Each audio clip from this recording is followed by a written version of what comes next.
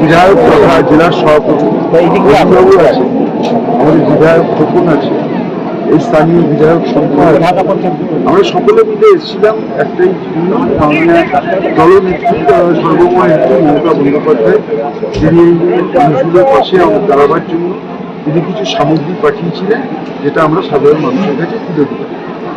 আপনি তো নিজে বললাম এটাই আমাদের শিক্ষা, মাননীয় মুখ্যমন্ত্রী আমাদের শিখিয়েছে।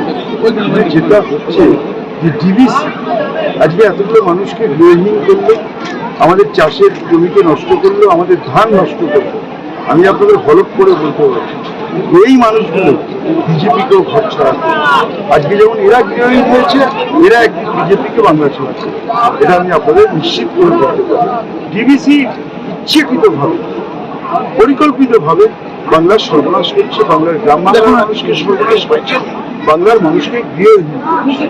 কি অবস্থায় আছে দেখলেন? কি অবস্থায় আছে দেখলেন? আমাদের সরকারের তরফ থেকে মাননীয় মুখ্যমন্ত্রীর নির্দেশে আমাদের ডিএম, এসপি, সমস্ত প্রশাসনিক আধিকারিক তারা যেভাবে সম্ভব, যতটা সম্ভব আমরা সেইভাবেই মানুষকে আমরা কমফোর্ট দেওয়ার চেষ্টা করছি। আমি প্রত্যেকের সঙ্গে ইন্ডিভিজুয়ালি কথা বললাম যে কোনো অসুবিধা আছে কিনা, প্রত্যেকে বললেন কোনো অসুবিধা নেই।